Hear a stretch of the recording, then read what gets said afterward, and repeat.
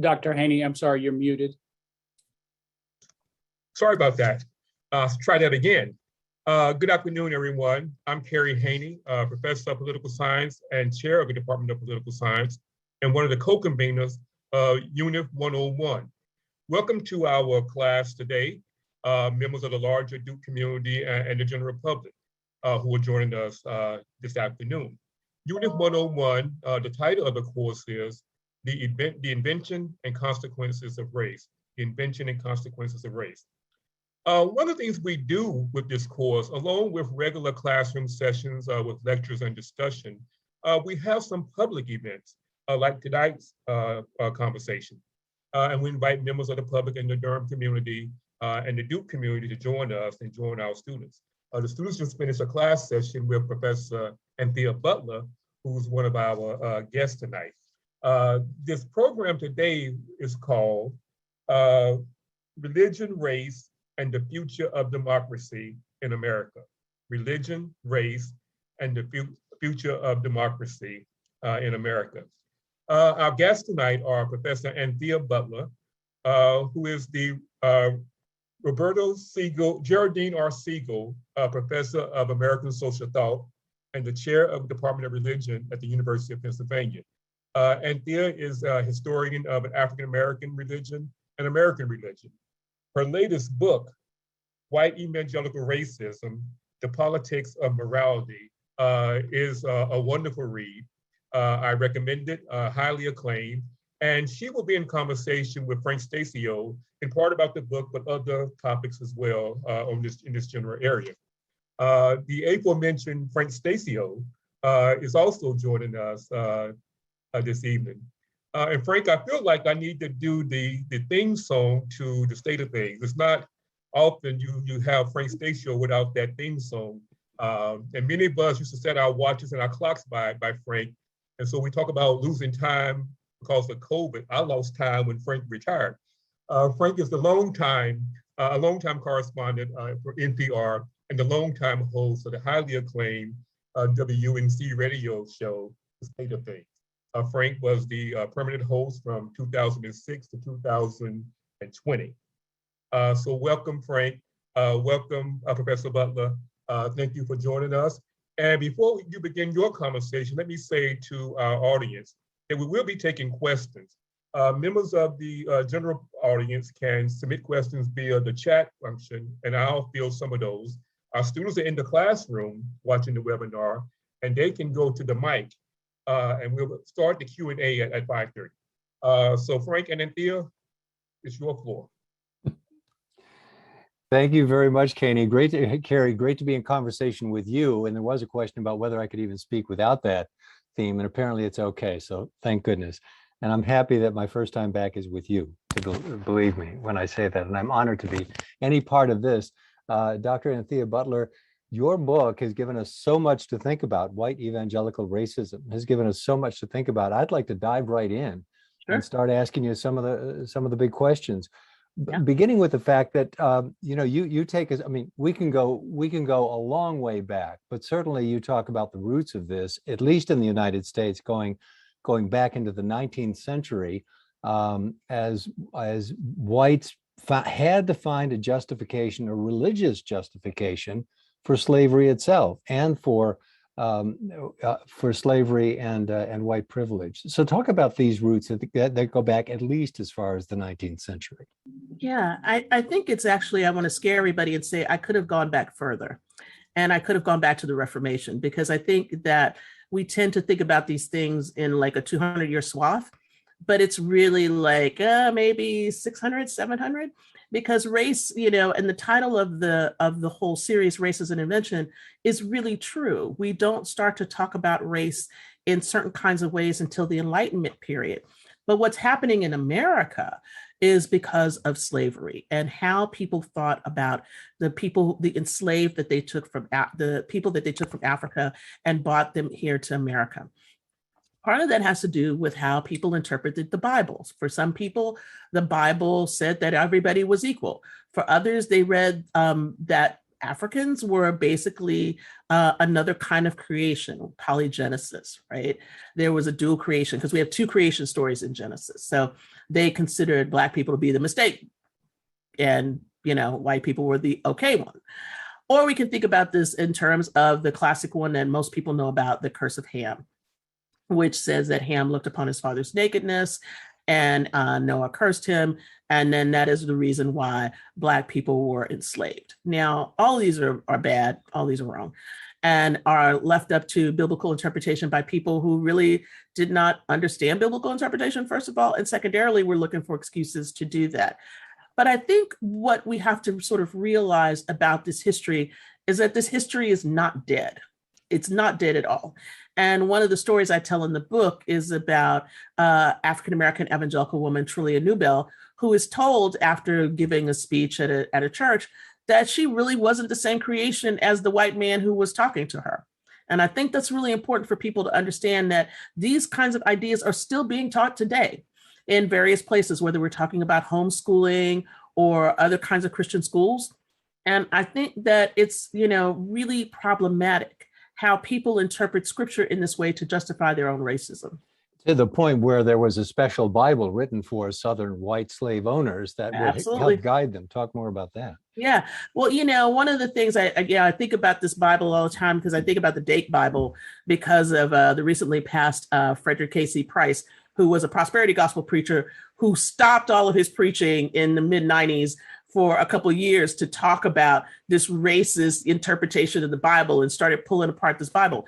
This Dake Bible, which some of you may have at home, or somebody who uses it, was a way in which, they talked about insidiously about how there was a hierarchy of races and all of this. And so for Southerners, this was a way in which to say, well, look, this is what scripture says, right? But the reality is something very different when you start to get into your biblical Hebrew and Greek and start to look at what the language is really saying there. And I think that one of the things that really is troubling is how pastors and religious leaders have been the ones to use scripture as a way to justify, segregation, to not support integration, to say that people should not intermarry because you should be with your own kind because scripture says that. And I think this is just one of those things where I think, people will use what they use, but religion, when it is used as a tool for racism, is really something else altogether. Well, the other thing that your book really points out is the potency of this argument, and it shouldn't be taken for granted that a religious argument would have the power that it does. I mean, nominally, this is a state, a nation state, which is a sort of a new idea when it's invented, right? Mm-hmm. Back in the 18th century, the idea of a nation state that would be almost separate from its religious origins. There's going to be a separation of church and state. It's one of the ideals we hold closest. It's embedded in the Constitution, and yet it becomes one of the most important principles for supporting racism and racist institutions. Yeah, Thomas Jefferson was an optimist in that particular score. He was not an optimist about slavery, though. This was one of the things that he was very, very much afraid of, even though he talked about the way that Black people smelled and all of this other stuff while he was sleeping with Sally Hemings at the same time. So, I think we have to look at the contradictions of the man who said we should have, separation of church and state, and realize that that did not happen at all. It has always been there. Our Constitution says no religious test for, office, but we engage in religious tests all of the time. You live in a state right now where there's religious tests that go on all the time for politicians that are hoping to run for office. So I think we need to look this square in the eye and say, where people now are talking about, we're afraid that America is going to turn into a theocracy. I'm like, well, America's kind of always been a theocracy, but, some other things have helped it along the way. And it's one of those kinds of things where, most people just get upset if they never heard a president say, God bless America and all these things. There are all these kinds of religious invocations that happen all the time. They happen in the name of the state.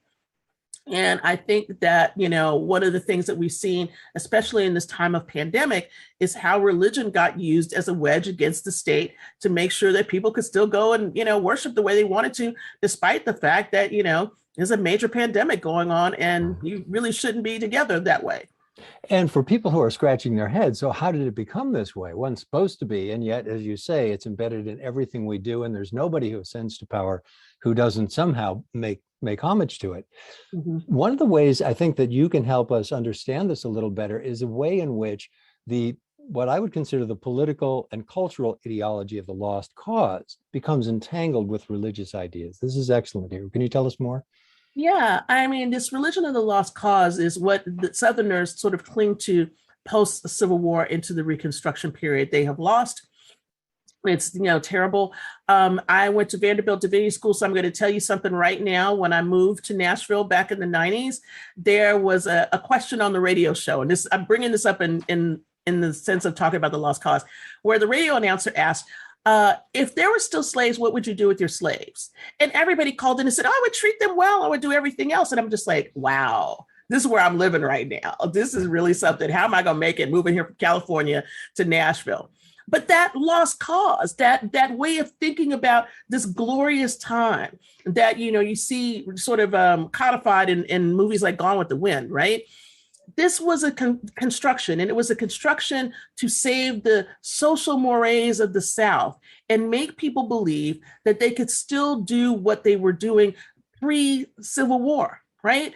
And so that the South was really the winner because they were the moral agents. They were the ones trying to keep Christianity. They were keeping back everything. They were helping those poor, benighted Black people who didn't know anything. Right.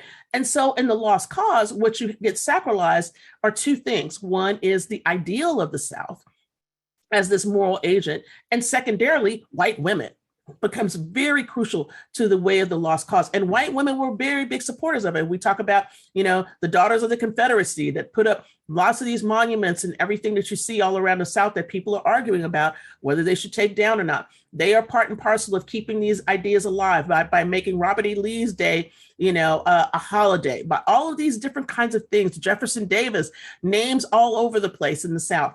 This is how the lost cause really kind of wins in a certain sort of way, because they rename and revamp this history of traitors and being losers into, we were the noble ones. We were the ones that are keeping order. We are the ones who are doing what is right, and God is on our side.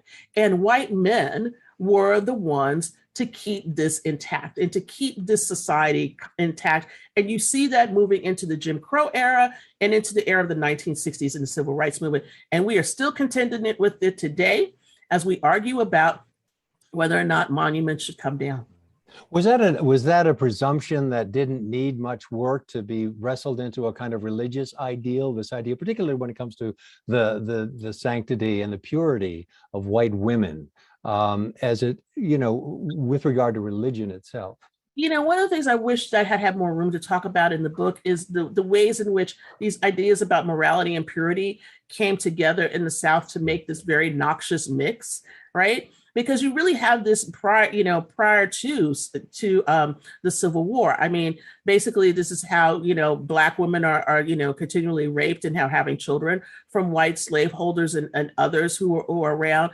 But at the same time, white women are put on this kind of a pedestal. They're in bad shape too in different kinds of ways. And if this was a gender class, I could talk about that. But I think one of the things that we should really consider is that this sacralization of virginity for evangelicals, for purity and all these kinds of things come out of these 19th century ideas. And if people are interested, I think there is a great book by Favolia Glimpf, who writes about this in terms of white women who actually hold slaves. And you can see this playing out in lots of different kinds of ways. Is there something about white and Southern, let's say Protestantism at this moment, evangelical tendencies that, I don't mean to make it a more natural fit. Mm-hmm. Really, my question is, would there be white evangelicalism today or evangelism today if it weren't for racism? Is that inherent, or was that something that was tacked on or a convenient addition to evangelicalism? Well, I say in the book that racism is a feature, not a bug, of American evangelicalism. And I stand by what I said, because basically you don't get these ideas without the wrestling of race that comes beforehand for Calvinists. We don't tend to think this way, but if we pull this out of an American context for a minute, if you think about Calvinism and predestination, some people are destined to, basically, get to heaven and be with God, and some people aren't predestined, they're going to go straight to hell. Then it's very easy to put the people who are enslaved, they're going to go straight to hell and they don't get a chance to go to heaven, and white people do, right? And we could see how this plays out because the Dutch get involved in the slave trade too. And they're doing it out of South Africa and other places. And that triangular slave trade becomes very important. Now, I think, one of the things that people always have to realize is that when we talk about this and you go, well, geez, there's a part in scripture that says, about Onesimus who goes back to his master and all this stuff. And they use that as a way to talk about this. Slavery in the ancient world is not a slavery that was the slavery that we had in America or in England or in any place else. It's a very different kind of slavery. It's based on nationality, not based on race. And so the nation state is operating very different then. And we have to really look at where we are in this time. And I think, the thing that really bugs me about Christians, and I will say this up front, and I will always say it, I tell people, if you come into my class when I'm teaching this, and you say, well, Jesus allowed this to happen so that everybody could become Christian, I give you an automatic F. Because this is what a lot of people thought, that, slavery happened so those poor savages in Africa could get to know about Christianity, as though Christianity was the only moral or correct religion there was. That is not true. What is true is how people used it to drive a wedge and to do all these other kinds of things. And we have to really realize and understand what the history is here, first of all. And secondarily, not to be afraid to look at that history. And I think for a lot of Christians, a book like mine is troubling because you want to think about this as a nice story of missionary work and, good deeds done. And it's not all the time. It just isn't. Well, let's talk about some of those missionaries. Why don't we dive right into the middle of the 20th century and talk about Billy Graham and the pivotal role he plays in. I know you're reluctant to do that, but I'm going to prod you. Let's see if I can get you to talk about Billy Graham, because I think there we have this fusion, not just for Southern audiences now. All of America is now permitted by an act of God to think this way. So talk about Billy Graham. Yeah, I think, Billy Graham's evangelical fervor obviously comes, in part from his Southern background. What people don't realize is that he wasn't always a Southern Baptist. He was, basically Presbyterian before this, but conservative. And I think that, Billy Graham represented something about America. As I said, when I was given a talk, asked to respond to Grant Wacker's book about Billy Graham, I said, Billy Graham was the best expositor of white maleness of America because he was tall, he was blonde, he was handsome, he had that Southern accent. This is what people around the world thought America should be, right? But the reality is that Billy Graham was rather wishy-washy in terms of how he thought about race. He was also very political and, helped to keep some of the people in office who, basically didn't really want to have integration, all these other things happen. And as I was telling the class beforehand, I think one of the things that's a tell about Billy Graham is that he joined W.A. Criswell's church in 1953. And when he joined that church, W.A. Criswell was an avowed, segregationist. He was very racist and pastor of the First Baptist Church of Dallas, Texas, which is now the home of Robert Jeffers, who is a very kind of political actor in today's evangelical scene. And I think that people should understand about Billy Graham this fact. Billy Graham was not somebody who was ready for the kinds of changes that was happening. Billy Graham believed in order, just like a lot of evangelicals did. And what he wanted was a gradual sense of, well, maybe there will be some, accommodations made for African Americans. And on the surface, he wanted people to be integrated at his services. But that's about having a service where you could have everybody around and you could have everybody come up to the front. It's not about the actual kinds of changes that needed to be made in the country. And I think he proved himself time and time again that he was not on the right side of things for a very long time. Well, and the question of gradual is relative as well, because he was apparently willing to wait for the second coming of Christ for Absolutely. integration to take place. So Yeah. that could be a long, long ride. A long wait. But that's fascinating to me in some ways. I want to stay with him. There's a little history we've passed over, and we will go back to some of the things that were happening in the earlier part of the century that led up to this.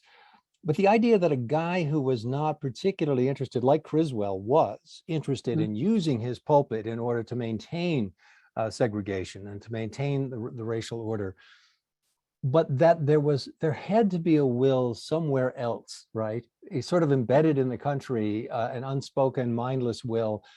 As you say, he's this representation. He looks like white men think they should look like. Yeah. And so the way in which it may not have been quite his intention, though he certainly didn't do much to stop the kind of racist tendencies that are inherent in evangelism in America. Still, he becomes the one who pulls it all together. So he's attracting something to himself that seems to be latent in the American mind. I mean, is that fair? I've gone too far.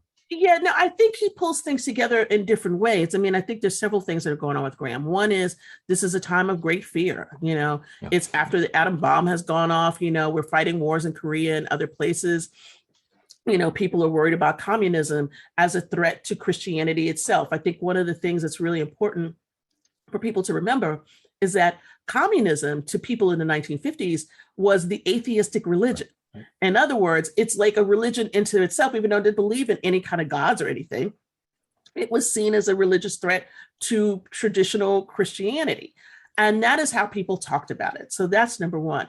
I think the second thing for Graham was that Graham's proximity to power, whether that was Eisenhower, starting with Eisenhower and other leaders, in America that were, like the governor of Texas, I talk about in the book, and others. This proximity to power means that Graham needs to placate these people if he wants to keep the spot he has. So in other words, if they're not for integration, if they're not for, laws changing, he's not going to be either, not on the outside, because he needs to straddle a very fine line about all of this. And then I think part of it is about his personal beliefs about what he thought was best for society. For him, being a white male, obviously, white men leading is going to be the thing that is best for society. And other men who are able to emulate these ideals could lead in their own community. So, when he talks about King, he's always kind of like this, on the fence about King and sometimes really derogatory about King. But I also think he sees King as being the buffer between things that could really go south, right? And the Black community, and hoping that King is enough to keep all Black people at bay so that they won't ask for too much of society in the front at the beginning anyway. So let's talk more about this aspiration to power. You talk about Graham obviously wanting to maintain his seat, at least in evangelical circles. But then there's this interesting dance with regard to political power, American political power. On the one hand, when the moral question is, shouldn't good Christians get involved in ending segregation, then we hear evangelicals saying religion is no place, politics is no place for the religious, and then it changes. Oh, yeah. Talk about that evolution. Yeah, I mean, I think that's really important because there was a sense in which, you should stay away from this. And part of it had to do with all the Black pastors who were involved. I mean, if you think about the civil rights movement, a lot of it is about a religious movement and how people come out to this. Many people just don't remember this about John Lewis. And John Lewis was a seminary student, that when he got involved, all of these things really sort of started to snowball. And so in 1965, when Jerry Falwell Sr. preaches his thing about ministers and marches and ministers shouldn't be out marching or anything. This is right at the time of the Selma March across the bridge, okay? Emma Pez Bridge.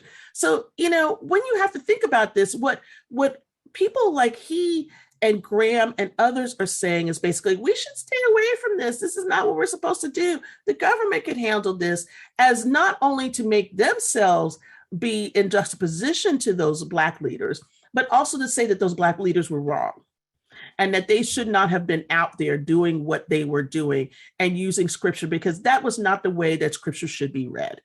And of course, this runs into lots of different kinds of problems with people.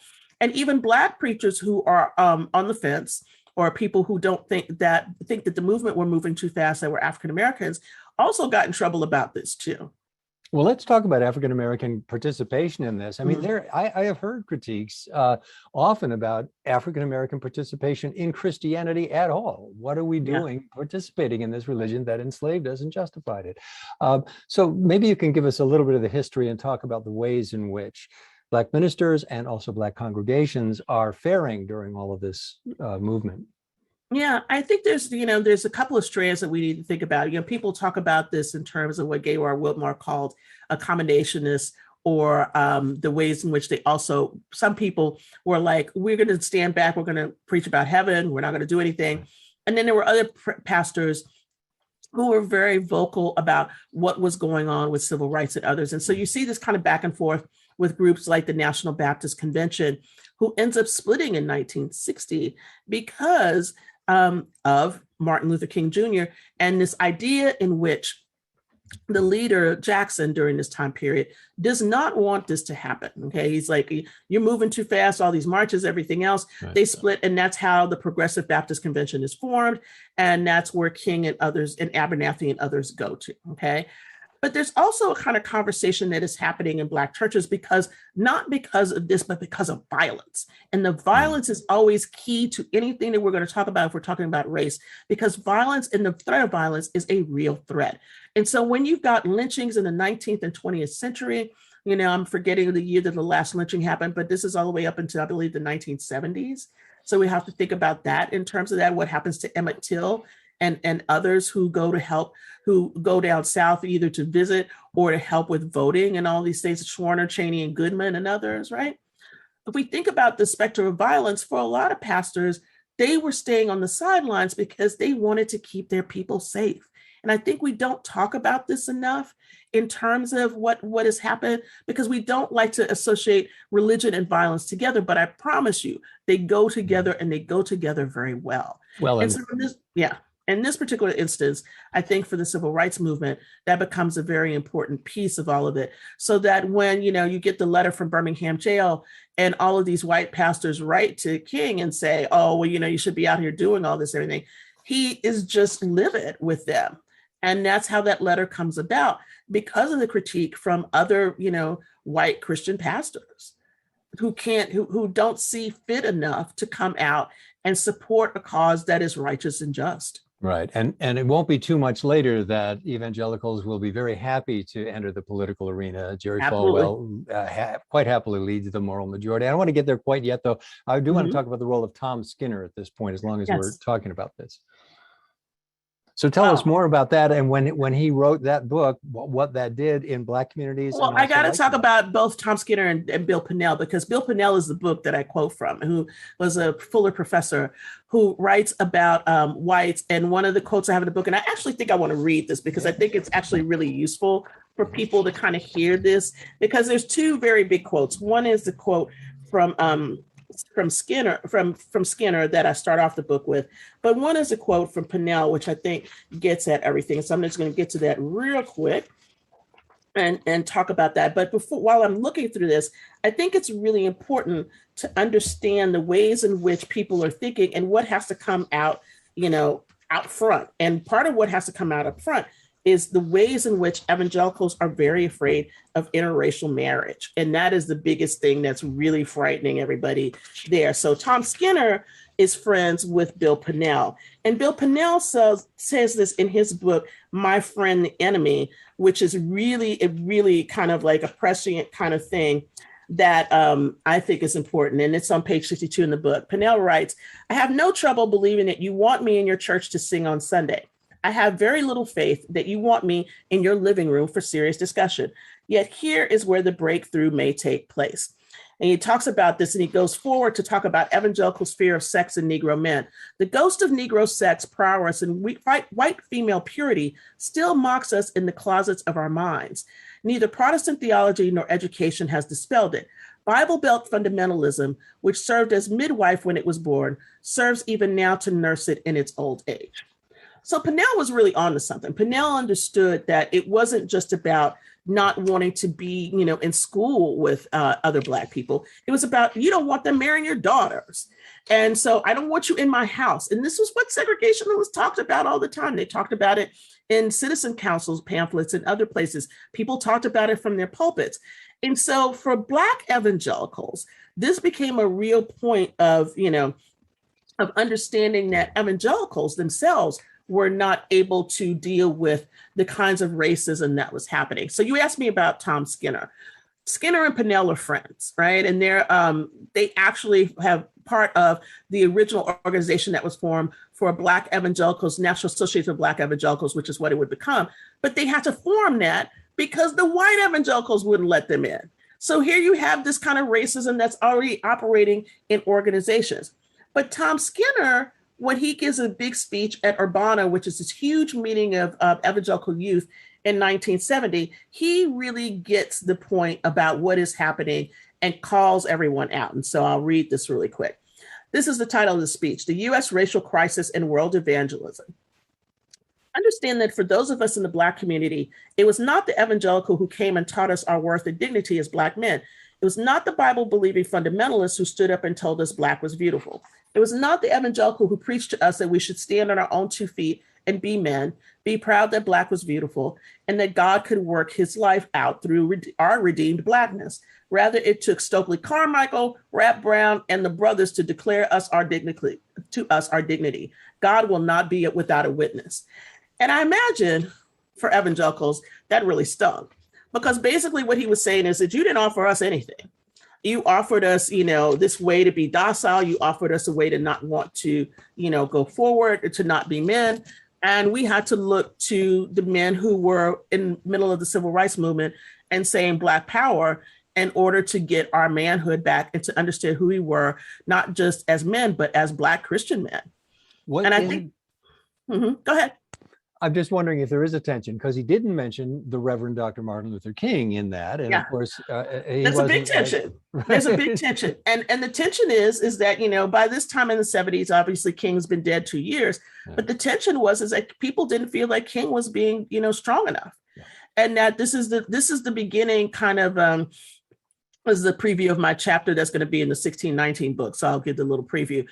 This is the beginning of when you start to have Black theology, and how the critique of King as not being forceful enough to, fight against poverty, to fight against the racism that's still occurring, even though the Civil Rights Act had passed and everything.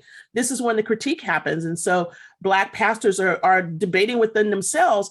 Plus you have, young student leaders who are saying, now is the time for Black power. We should not be looking to white people to help us do anything. We should be looking to ourselves to, do the kinds of things that we want to do in our communities.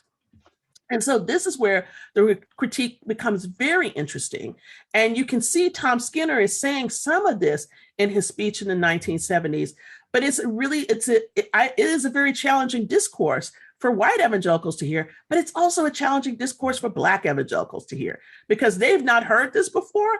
And they're like, wow, you mean you looked at Stokely Carmichael instead of looking at Jesus? How could this be? Right? Because those are the kind of people that, are like rabble rousers. We shouldn't look at them. But I think it's really important to see that kind of strain happening within evangelicalism, because I think that we often think that, white evangelicals run the show, but sometimes the train gets driven in another direction. Did it set off a kind of mad score at some point, maybe not right then and there, to do what the white evangelicals have done, which is to work some jujitsu on this and make it sound like it. To work jujitsu on it and to make sure that you have the right kind of people speaking. So, I mean, one of the interesting things about Skinner is Skinner ends up working with, of all people, Chuck Colson. You believe that. And so I think that's really interesting to think about, how this move from saying what he says in the 70s to later on, after Chuck Colson is, obviously has a problem with Watergate and all this stuff and goes to prison. He ends up working with him in the prison fellowship afterwards, right? Because this is, again, a way to show that interracialism, but to sort of soft pedal the kinds of things that are happening otherwise. Let's talk some more about the rise to political power of white evangelicals. I want to talk about the development of the National Association of Evangelicals, kind of what's really behind that. what it Oh. was, what it did, but also kind of what were some of the motivations?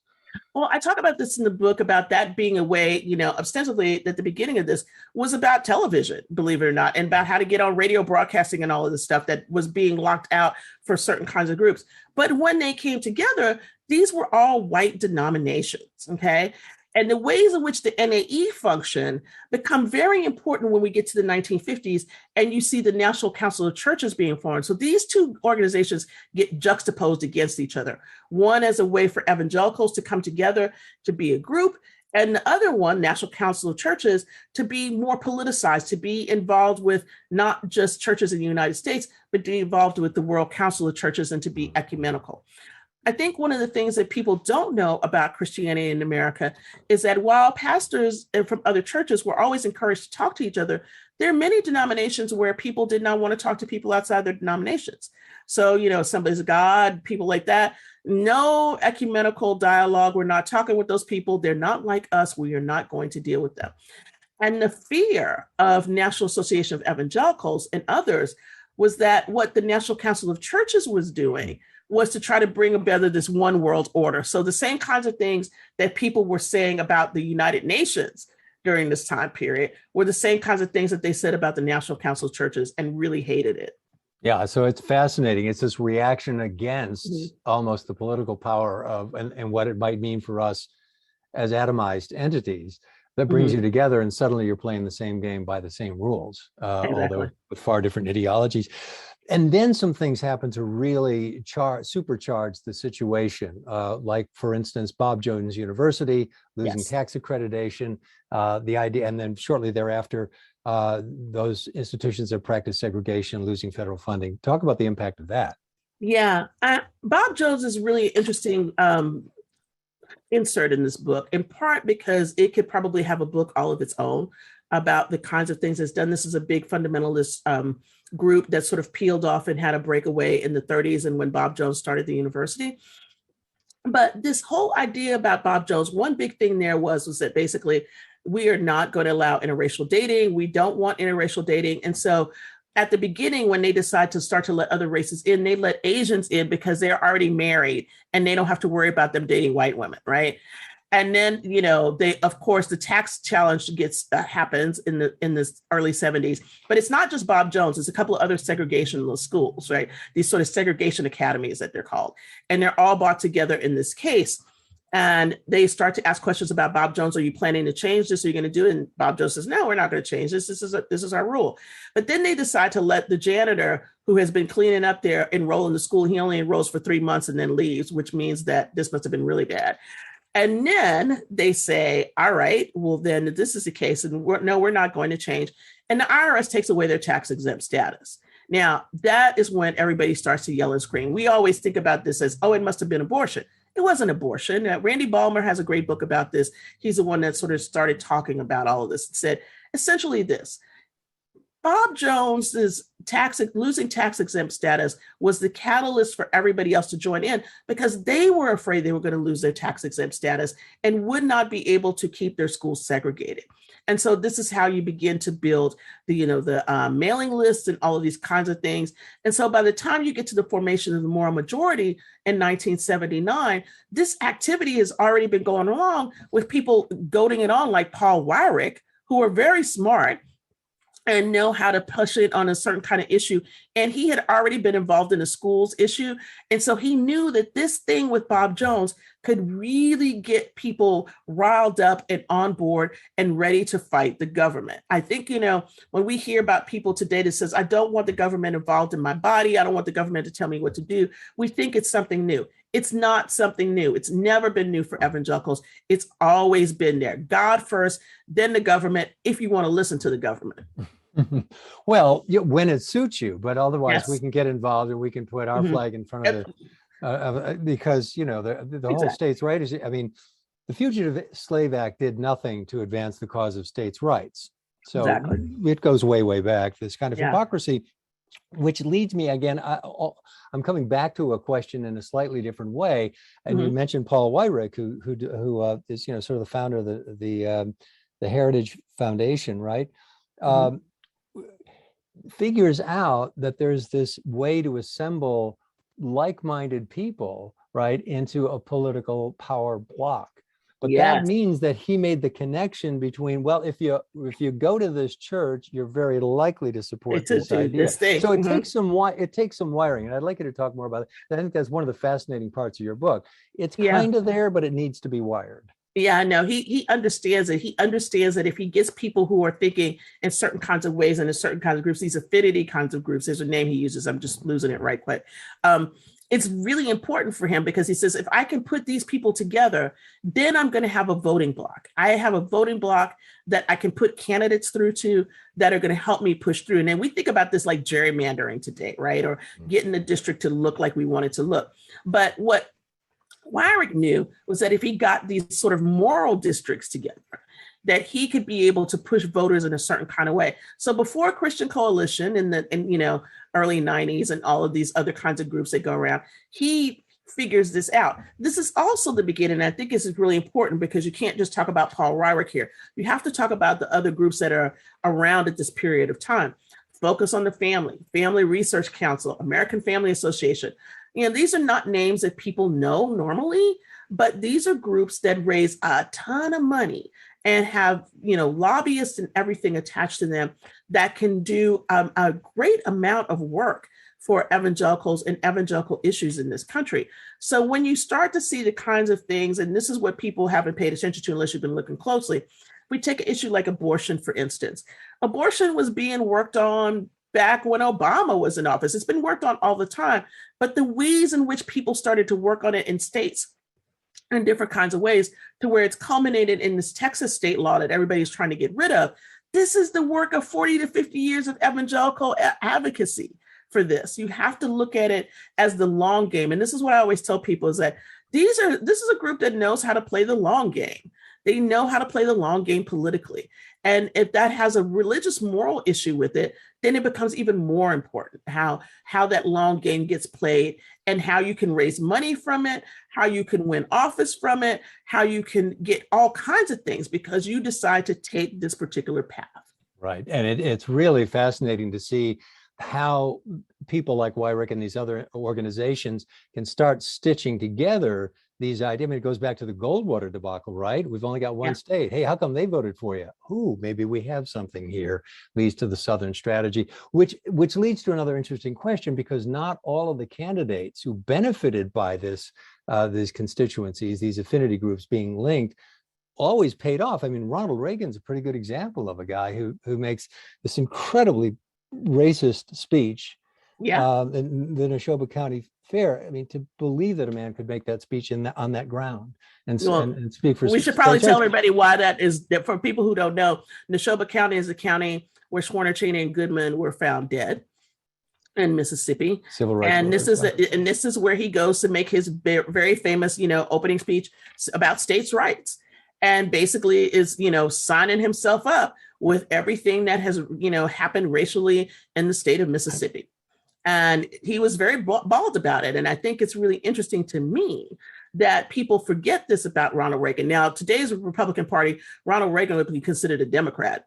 He wouldn't make it. I mean, he'd just be laughed out of town. So, I mean, you don't hear, what I find interesting is that for all of this stuff that we know about Reagan and what he was doing then, you don't find him to be the same kind of hero in the last 5 years that he used to be for Republicans. No, but certainly his racialized policies were detrimental, but he didn't deliver on many of the other moral issues that moral majority was hoping. And so that, and George H.W. Bush, the same thing. I mean, fascinating there that he absolutely must play the race card, and you can talk about the Willie Horton scenario, but again, is suspect in evangelical communities, right? Yes. Can I say one thing here? It's going to step to the end real quick, and it's going to make everybody crazy. Yeah. The reason why Donald Trump worked for evangelicals is because he gave evangelicals everything they wanted. Because in the end, they got, he delivered. And I think he delivered more than Bush did or all the rest of them did. I mean, it sounds like an oxymoron to say this, but he really did deliver. How is it possible, since we're there, to ignore all of the other moral well, what's the word? Moral Moral incompetence. failings, moral issues. I mean, here's a guy who absolutely immorality. passes no moral test by any religion on the face of the earth, and yet somehow gets a pass from, the most rigidly moralistic, if not always moral, group in America. I think there's two things happening. So one is internal and one is external. The internal one is that, evangelicals aren't particularly more moral than anybody else. I mean, there's been so many evangelical scandals. I could start talking about Jimmy Tammy Faye Baker. I could talk about Ted Haggard. I mean, I could talk about, lots of different guys that, have had moral failings, right? Jerry Falwell. Jerry Falwell, Jimmy Swaggart. There's all these people who have had moral failings. Jerry Falwell Jr., obviously, all these moral failings, right? But the thing is about that is that God was going to forgive you always. You can always ask for repentance. You can get forgiveness. And that's an easy thing. That is why you get saved, right? In the case of Donald Trump, I think the person who really wrote about this the best and understands it well is this Jeff Charlotte, who wrote the book, The Family. And when he talks about the family prayer group that he wrote about, he says, what they really wanted was a strong man. Somebody who could come and take care of things, and that strong men were appointed by God to do certain kinds of things. And so I see the ways in which people talked about Donald Trump as King Cyrus, as being this very big leader, comparing him to King Cyrus in the Old Testament, is the same way about being a strong man. They knew that he was not going to be, they didn't care about the morality. What they cared about was that he would take care of the moral people. He could be an immoral man who cared for moral people, and they are the moral people. And so it didn't matter. So what all of us thought that, back in October of 2016, that Access Hollywood tape was going to deep six him, didn't do anything. It might have just improved his standing May have improved in his certain because circles. I don't know. I know, but I think that's the thing, that those of us who are on the outside thinking, this has got to be the end, right? It wasn't the end. It actually proved to them that he was, manly man, and that, he had these desires. And I've always said too, the thing that people don't pay attention to very much is that despite the fact that Donald Trump has had 3 wives, all of his kids have been there dutifully with him. It has always been, a good family look for him. Despite anything else that was going on or what had been going on with the family, he promoted family values through being divorced. And I think that's hard for people to see. Unable to find the restroom in certain Russian hotels, but we'll leave that alone. Well, for the moment. Well, okay, good. You've taken us back. I'm going to keep going because, and this might be a challenging question for the chair of the Religious Studies Department and a confirmed a Christian.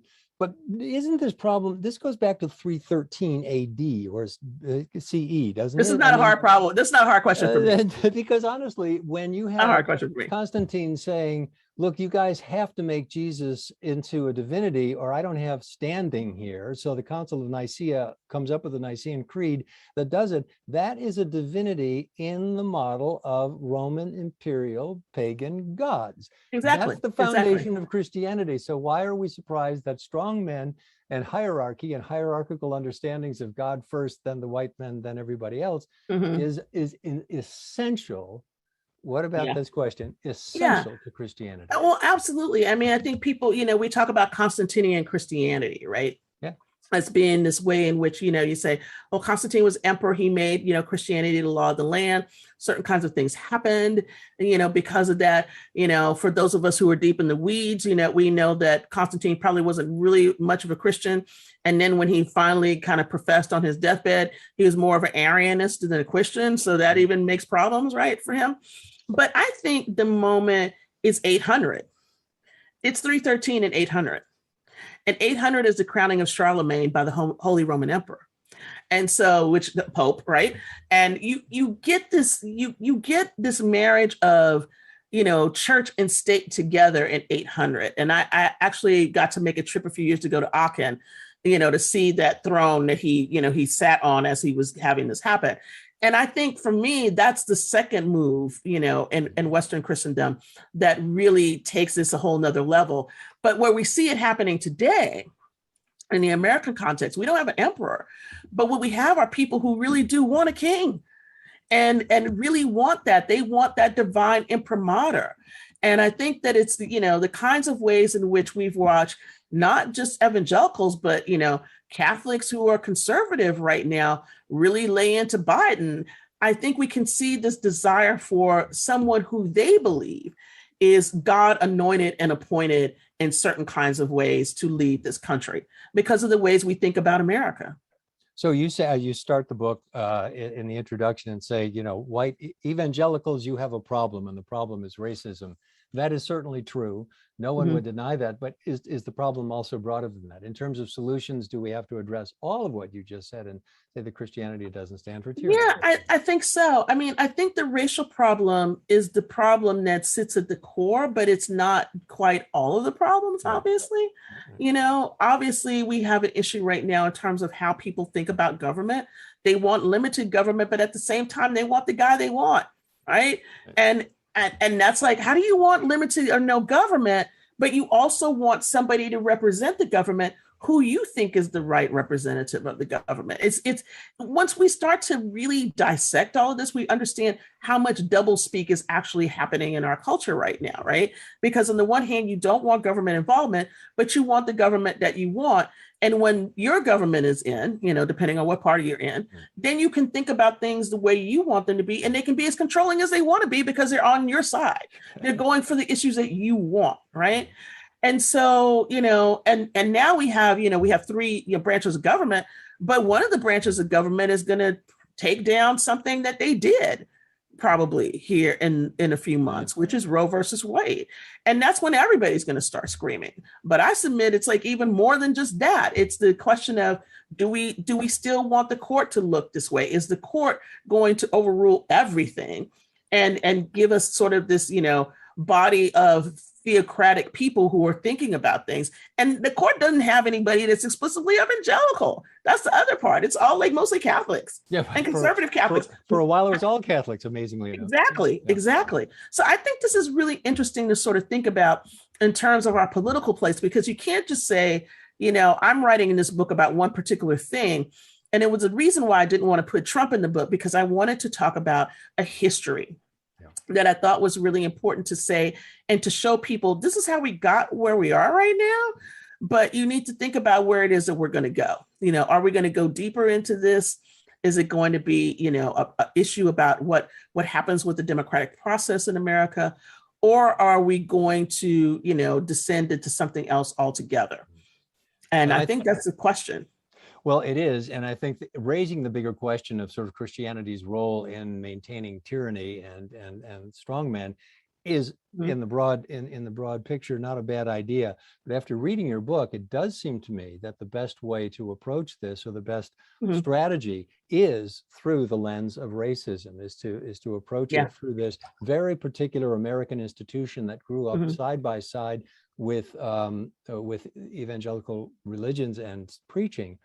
To start there, and then maybe the whole thing unfolds. I don't know how you feel about that, but yeah, no, I think race is a good place to start. But let me put a pin in it and say it's not just the only place to start. If we want to think about global stuff that's going on right now, you have a movement, of strong men around the world. Whether we're talking about, you want to see how evangelicalism works, and you don't like to look at America, look at Bolsonaro in Brazil. Look at the kinds of things that he has done. That he has modeled himself after Trump, and modeled himself after, and he's after the ways in which, catering to evangelicals in certain kinds of ways that is, right now destroying his government in certain kinds of ways. We can look at the Ukraine and other places where you've got, the Russian Orthodox have come into power with Putin, and Putin knew what he was doing when he weaponized the Orthodox Church and brought those guys back into power so that he could help him control everything. I think it's very interesting right now, if you take this in a global context and start to think about the places where things are happening with religion and happening in terms of countries that have people who look like strongmen or might be getting to be strongmen. And invariably, most all of them have something to do with Christianity. Well, I was about to mention Modi in India, who's sort of marshaling Hinduism, which he's marshaling Hinduism, but he's got a small minority of Christians there, and he's pushing back against Islam, right? He's making sure that Muslims, are having a really tough time in India right now. Or we could think about a country like Nigeria, where you have a Muslim president, but a nation that is, a large part of it is Muslim, large part of it is Christian, and how that's playing out too. So yeah, I think religion is this thing. I think of Michael Walzer's book a little while back, The Paradox of Liberation, where he looked at Algeria, India, and Israel and said nominally these were states that were born, post World War II. They were supposed to be secular. They're supposed to be multicultural, and they start out that way, kind of, and then they instantly, or not instantly, but over a very short period of time, all devolve into theocracies where religion is the trump card, and religious fundamentalists suddenly, who are against democracy, who opposed democracy at the birth of the nation, are now in power. And it was because he believed in Walzer's view that this kind of cultural identity trumps any sort of new sense of a national identity. Exactly. That's all part of it. Well, I want to ask you a personal question about how, because you talked about the fact that this is still very relevant today. It's not all history. I think you've demonstrated that quite well. But how you got involved in this, because you weren't thinking about this question when you went to seminary, right? No. Well, I wasn't thinking about the question, but I was living the question. Let's put it like that. Living the question is a lot different. So when I started seminary, I think it's really important to say it was 1992. And it was, the uprising of the riots in Los Angeles, depending on how you think about this. And just recently, the man who filmed the Rodney King beating just died. And I guess about probably a month, maybe two ago, not even that long. And so it was a really volatile time. And there was a lot of talk about race in Los Angeles and the environs. And I think, for me, what was striking about this was that race played a part in my seminary education because, this was something that we all had to deal with straight up because of everything. And the person who would end up being one of my mentors, who was Walter Hollenweger, a Swiss theologian, he came to Los Angeles that first summer I was in seminary, and I had him for class.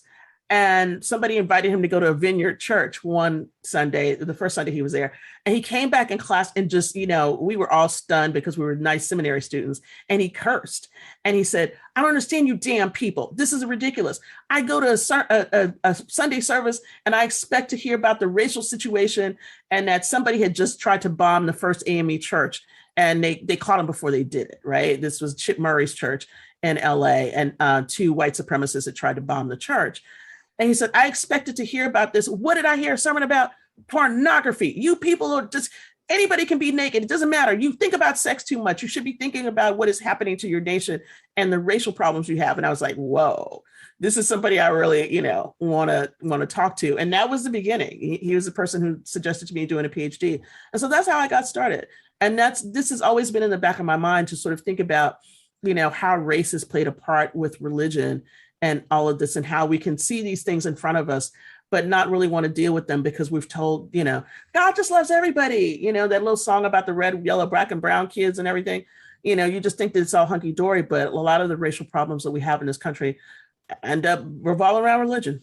Yeah, well, and there have been some moves on the part of some religions to at least become mindful, some efforts at reconciliation and confronting those churches' racist past. How do you feel about those and maybe our future, where we're going? I'm going to be honest and say I wrote about racial reconciliation things in there, and I'm tired of the cosplay. I want some real reconciliation. I don't want cosplay. And what I mean by cosplay is, people who get together and do these events and they say they're sorry to each other and they set it up and then they go back and they do the same damn things. That doesn't help anybody. What I would really like is a way in which people are really engaging with each other and getting down to the hard issues. But unfortunately, right now, it's really difficult to get down to the hard issues when we have a country, where part of the country believes that we shouldn't even teach about race, let alone anything else, and has labeled everything as critical race theory. And I'm like, if your kindergartner is learning about critical race theory, you got a damn smart kindergartner, and you might want to put him on TV. That's great. Carrie, I see you there. I don't know because I was going to ask you just one more question, which is whether you think we're kind of headed that way and what that would take to go beyond cosplay and to actually begin to act in a conciliatory way. You're asking Carrie, you're asking me? No, I'm sorry. I'm asking you. What would go beyond that? I mean, I think something very simple, just committing to learn the doggone history. Yeah. I mean, I'm a historian. And I think that history is something that is happening and happened, and that you should really be willing to face this in the eye. It doesn't mean that America isn't a great nation because you have this history. It means that in spite of being a great nation, we have had a lot of bumps along the way. And then we need to think about that if we are going to remain a nation that sticks together. But right now, we are on a path that will not have us stick together and will have us splitting up. And personally, I don't want to be visiting my parents in another country just because they live in the South. I would like not to have to come to visit you guys because it'll be another country and the ways in which people are talking right now. And so I think that we need to try to hold this fragile union together. It's worth something. But, in terms of countries, we're young. I mean, we might have to go through some things. And I hope that we don't. But we've already gone through a lot of things, and over 700,000 people are dead of COVID, and we still haven't learned our lesson yet. So. Well, I want to thank you for that. I've enjoyed this very much. And I know, Carrie, there are lots of other questions. I have many, many more, but I think some students want to ask you some questions as well. Sure. So maybe this is the time to let them sneak a few in. Thank you, Anthea and Frank. This was wonderful. This is great. Wow. Wow.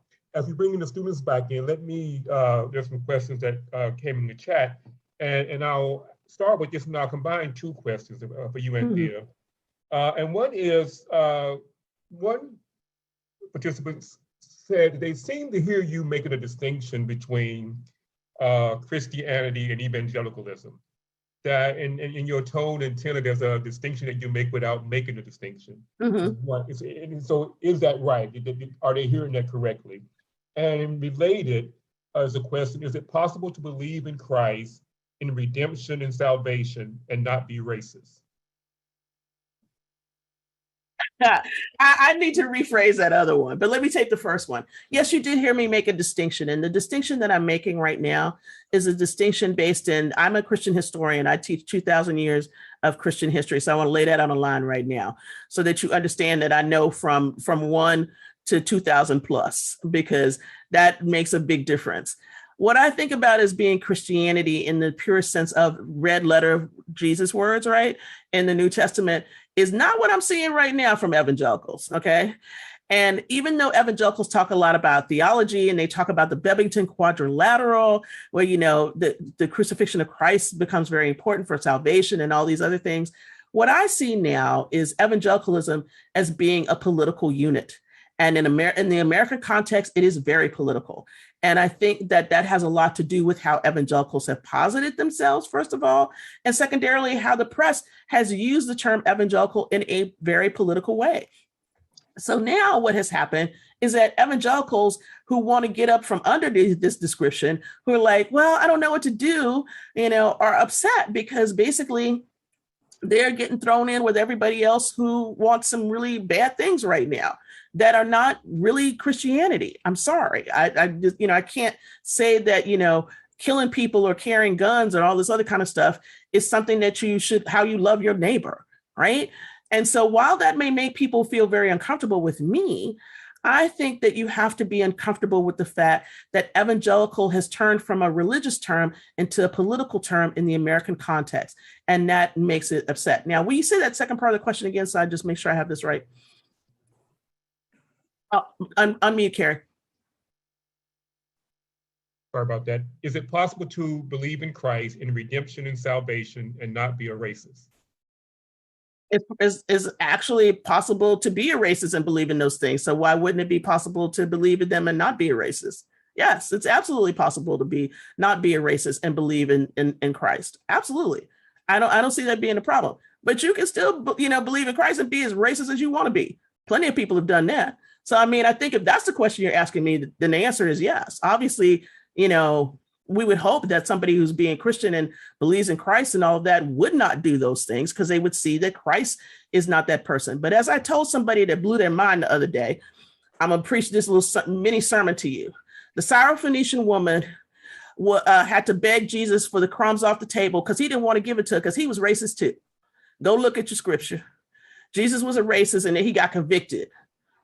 So if we're talking about the guy who, Christianity is centered around was racist, then everybody else probably got to deal with their stuff too. Is there a question from the classroom? Anyone? I see someone coming to the mic. It's coming up, yeah. Hello, yeah. Thank you so much. My name's Noah. I really enjoyed your talk. this question's kind of been asked a few times, but I guess I'm coming at it with a different angle, which is seems like sort of the language and the object of religion allows people to make ahistorical claims quite easily, because you can kind of justify things transcendentally according to God, who is outside of time. And I wonder, in your sort of time in divinity school and in your historical research as well, if you've seen any sort of moves, either intellectually or spiritually or personally, or all of those things combined, like that, I don't know, that sort of, I was thinking about the Christianity of King versus what you theology of evangelicalism. Like, if there's any differences that you kind of see recurring in terms of, I'm thinking in terms of like the theological imagination, how you imagine God and how that. How you mentioned God, yeah. I think I understand what you're saying. Let me see if I can get at what you're asking. I think what you're asking me is, how do people see God in different sorts of ways in different kinds of time periods outside of history, I believe.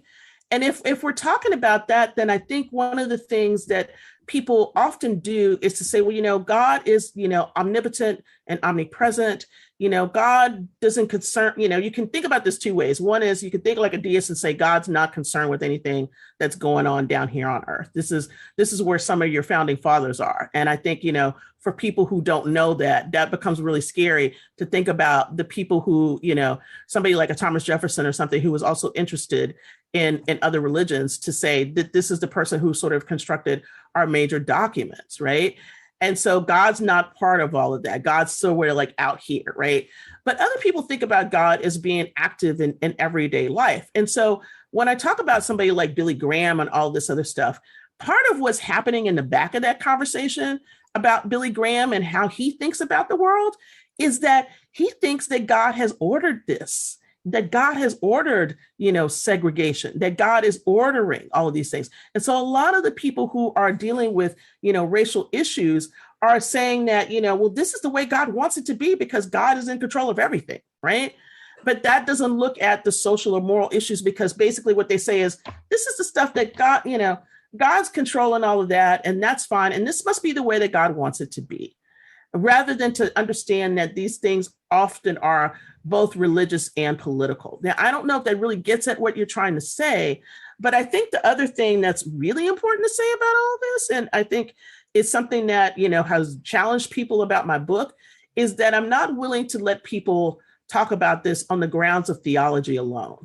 And what I mean by that is we got to deal with history. When you start dealing with theology, then you get into excuses, because people can say whatever they want to say about God. But that's not God, right? God is not here in this way to say, this is the thing that I'm doing, right? And I know that may hurt some people's feelings in here, but, that's what it is. And when we talk about theology as a way to get away from race and racism, then that gives everybody a convenient out. It gives everybody a convenient out to just talk about God and to not talk about what is actually happening in the world and in our present day and the kinds of things that are hurting people, or to talk about history. It stands out of time. And so that out of time that you're talking about is an allowance for not having to talk about the social constructions of things, or the kinds of structures of race and racism, or, gender identity or whatever that people are contending with, that have real bearing on everyday lives, because you can just say God's not concerned with all that and God made it and that's it. So hopefully that answers what you wanted. Yeah, I think that second part, definitely. I think it gets at the question of like whether religious talk avoids sort of everyday or the historical. It can. But I don't know if you encountered any sort of theology that led you that way, rather than kind of to take you out of it every day. Like maybe it's just looking around. I live in the body that I live in. I cannot possibly be divorced from anything that's happening in this country, because I live in this Black body of a Black woman. I don't get the luxury to just think about God taking me out of anything. Yeah. Thank you. You're welcome. So this is a nice segue to another question that we got. That you say in the book that you were an evangelical yourself. can you say a bit more about your evolution? How did you come to evangelicalism, and are you still evangelical, or what is? I am not evangelical right now. I was baptized Catholic. I moved to California and started going to evangelical church. I had that little born again experience like everybody else had. I went to seminary, and something very interesting happened when I went to graduate school, which is a very brief story, but it's very true. I got involved with the World Council of Churches and Ecumenical Dialogue, and the church that I belonged to wouldn't let me go because they wanted a white guy to go instead of me. This was 1998, and to Harare for the World Council of Churches meeting. And at the same time, I was in discernment in spiritual direction and was feeling like I was being led back to the Catholic Church. And that's where I am right now. And I want to make very clear here that I'm a professor, first and foremost, but secondarily, I have my fights with the Catholic Church every day. I am not, if I could think about what I am in terms of being a Catholic, I'm a big Jansenist. I'm always coming against the church because I'm upset with things that the church is doing. But for me, that's a historical place to be. And, I'm not comfortable there either, but I'm there. Any other questions from the classroom? Don't be shy. So another question that there appears to be some nexus with evangelicalism and Republicans. Is that something that's accurate? And now let me, the political scientists, say, was it also true of Democrats in eras past, right? Was the Democrats who had? Yeah, it was Democrats and evangelicals, before it was Republicans and evangelicals, right? Because, Democrats were part and parcel of sort of segregationists in the South. And so that was a big thing. But when that tide started to turn in the 60s and beyond, we see the shift, right? But I got in trouble last week because I said that Republicans listen to evangelicals listen more to Republicans than they did to scripture. And some people got upset about that. But I think that's really true. I actually do. I think that what drives a lot of evangelicals right now is not theology, but what they believe their theology is. So what their beliefs are about, whether we're talking about abortion or critical race theory, or whatever the ism is of the day, right? Or same-sex marriage, or, homosexuality. All of those things, while they may have some theological basis for evangelicals, also have a basis in the kinds of things that the Republican Party supports. And so it's a symbiosis right now. They are feeding off of each other. And I think more so than any other time in history, that is a very, very interesting issue for evangelicals writ large, because I think that because of this very tight relationship that they have now, where there's no daylight really, because Republicans also have had to make all these kinds of God claims, right? Whether they are evangelical in their belief system or not, they have had to make these same kinds of claims. And so I think that what has happened is this dance that they've been doing for the last 50 or 60 years has become a marriage. And that marriage is going to be very hard to disentangle from. I don't know what happens. I really don't. Now, is this one moving towards the mic in the classroom, or was that? Yeah, there was somebody who got up, I think. Yes. Yeah, so I could probably just Google this, but I think we have the time for class. Could you just explain what an evangelical is and also what a fundamentalist is? Yes, that is a good question. I'm going to steal from George Marsden on this one and say an evangelical is anybody who likes Billy Graham. And I think he was right about that. But I have a definition at the front of the book about what I think evangelical is. Okay. And so I'm going to read that because I think it's actually really a good place to start in terms of what you think an evangelical is and what my working definition of evangelical is, right? So the word white in the title White Evangelical is about the construction of evangelicalism from the theological to the political. If one takes the purest definition of evangelical, that is spreading the gospel, there are many Christians who believe that they should spread the message of Jesus Christ to the world. That includes believers of all races.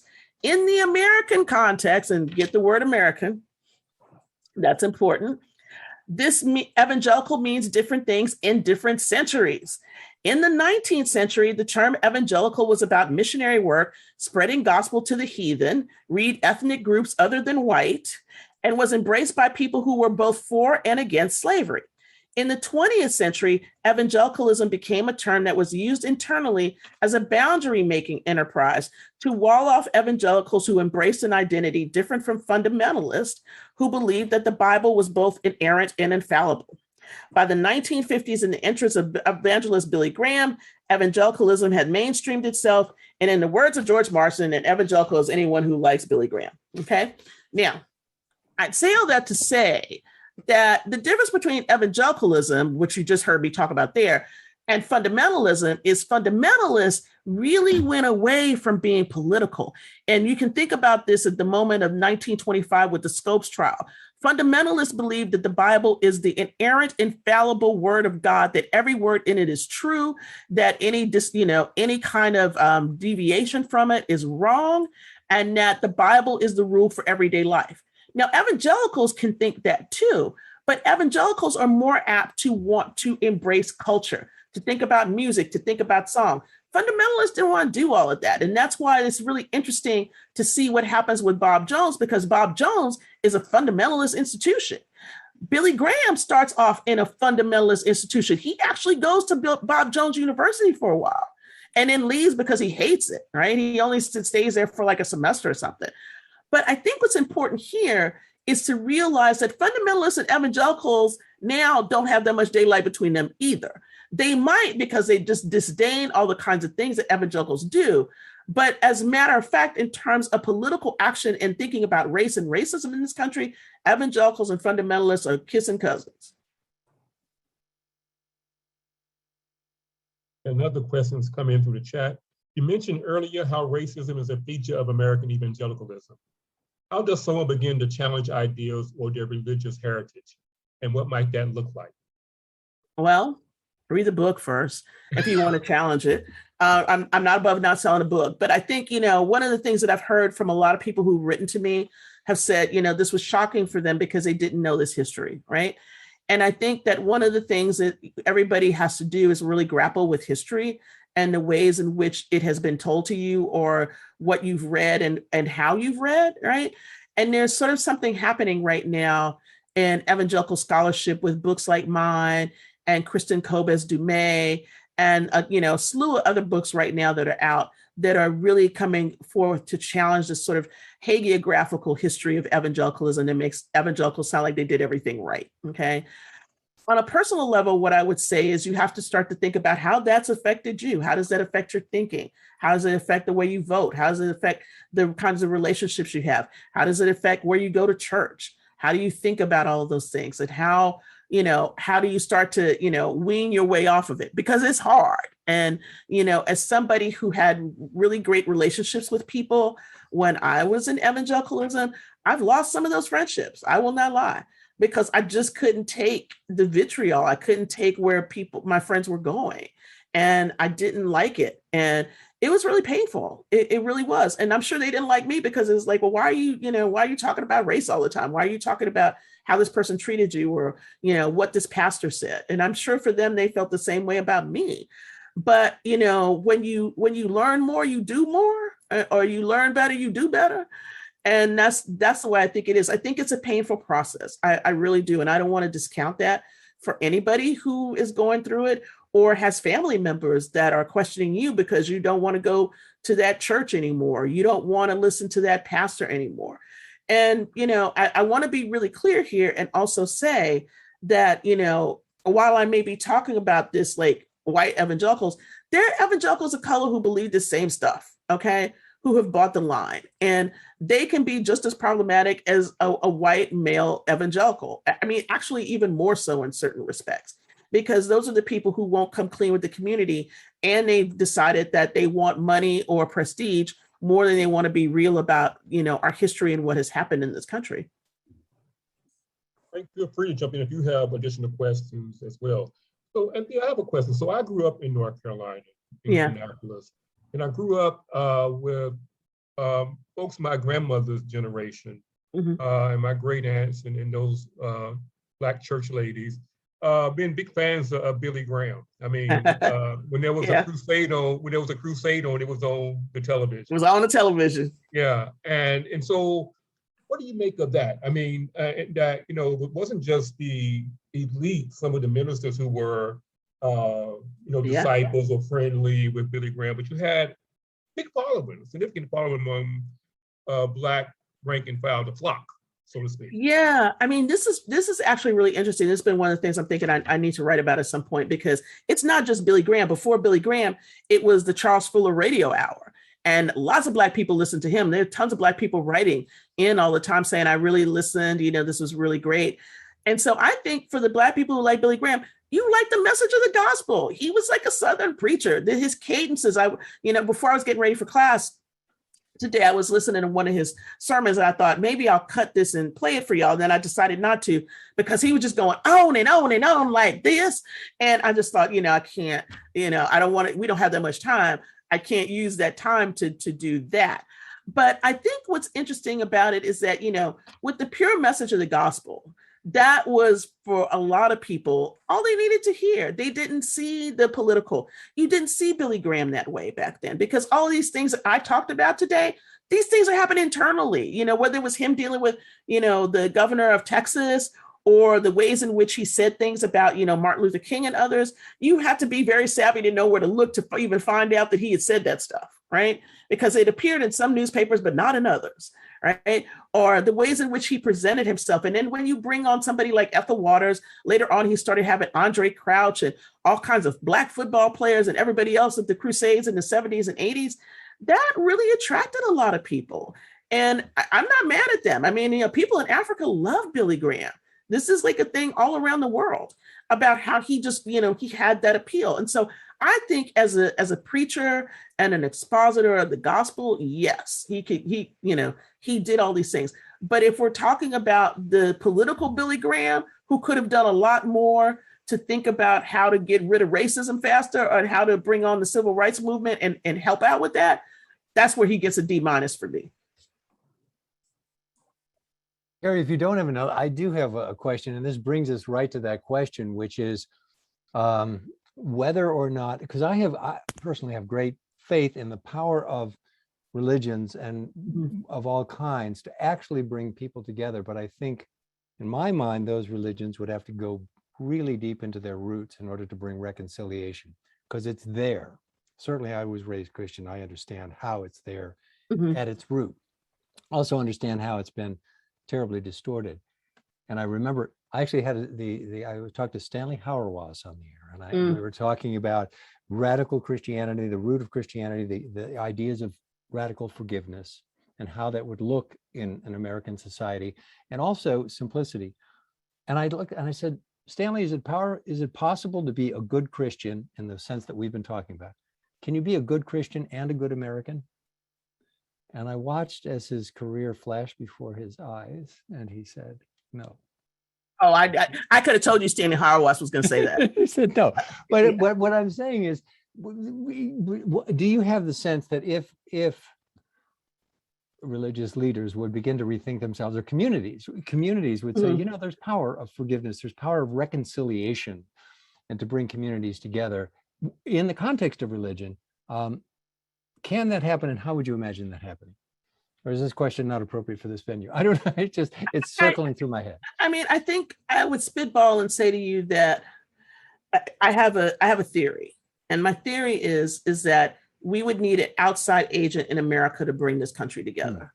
And I don't even think it's like another country right now, because, some of us would be okay if Russia came, or, and a lot of us would be mad if China came. But if the aliens came, I think we could all get on board with each other and be of one accord, right? Because it would be like this moment where, I love the movie Contact, and I think it's a really interesting movie and book to think about, the role of religion and nationalism and all these kinds of things, right? But I think right now the problem that we're having is that, some people think of themselves as the right kind of Christian because it's mixed up with a nationalism. Right. And this is our huge problem. This is not the talk that you asked me to do today, but if we were going to talk about this, I've been talking a lot about Christian nationalism. Right. And I think for a lot of evangelicals, who were there on 1/6, who believed that God called them to go to the Capitol and beat up cops and, spread feces on the wall and do all this stuff. Jesus called them. They prayed in the Senate chamber, right? This is where we have to start to question. And this is why Stanley Hauerwas could say, no, you can't be both. You got to decide what you're going to be, right? And if you're going to be this kind of a Christian who thinks it's okay to go to the nation's capital and do all of this stuff and put people in danger and to have a cross next to the gallows, because I'm going to be writing for somebody soon, then you have to start to ask yourself, what does this mean? What kind of Christianity are you talking about, right? What are you doing? And the kinds of things that you hear right now, I mean, you can think about somebody like Anders Breivik, who killed all these people in Utøya in Norway, a few years ago, who had a manifesto, who talked about, the Crusades and all of this kind of language that we're hearing from, political leaders right now, and invoking God and to do violent things to maintain power. Then you have to start asking yourself, what kind of Jesus is this? What kind of Christianity is this? What kind of a religion is this? If you don't even believe in Christianity, what kind of religion is asking me to do this? And therein lies the question.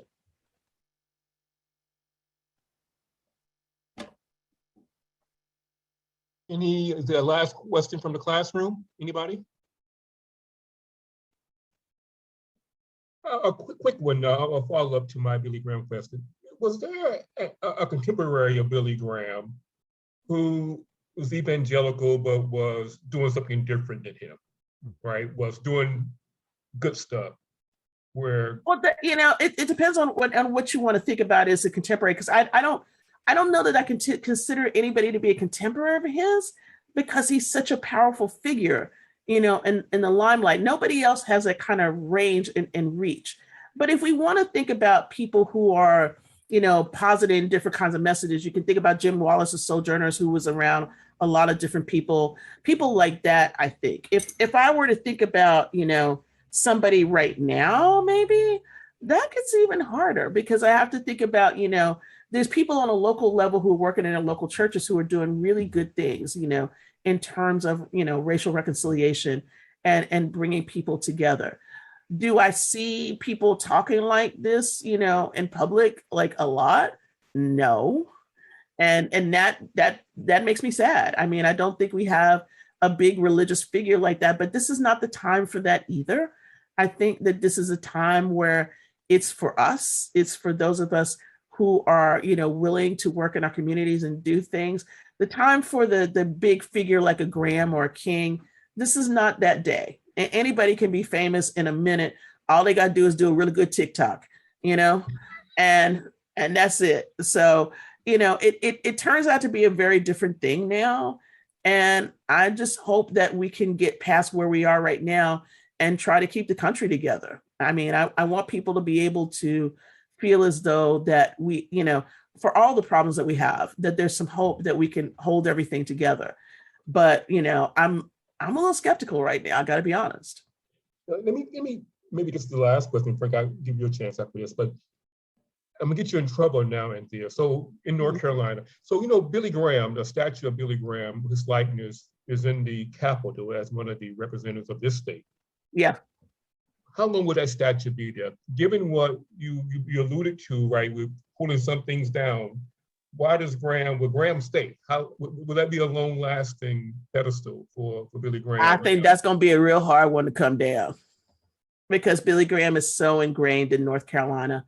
I mean, I've been up to Montreat. I mean, that ain't happening. I just, the thing that everybody's going to say to you is this. I can already tell you what the argument is. It's like, he's not a Confederate. He preached the gospel. And he was a good man. That ain't coming down. That's not coming down. I can tell you that right now. This is not like having Nathan Bedford Forrest in, the Tennessee State Capitol. That should come down. Billy Graham, that ain't coming down.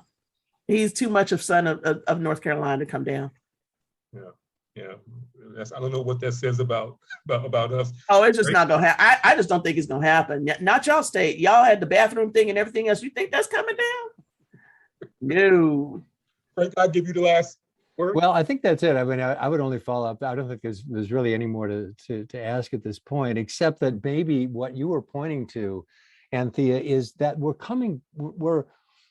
so should the statue come down? Yes. But on the other hand, if we're really turning now away from these kinds of monumental memorializations, charismatic leadership in the church and in the state, that if the real change is going to happen because we finally woke up to the bankruptcy, right, and the impoverishment of following charismatic leaders and memorializing them in granite, then maybe, as much of a stain as it appears to be still in the public square, it might also be a sign of a good thing, that we're actually looking to a better kind of order and a better form of leadership and memorialization. I mean, I'd ask you that. Could that point to a better time?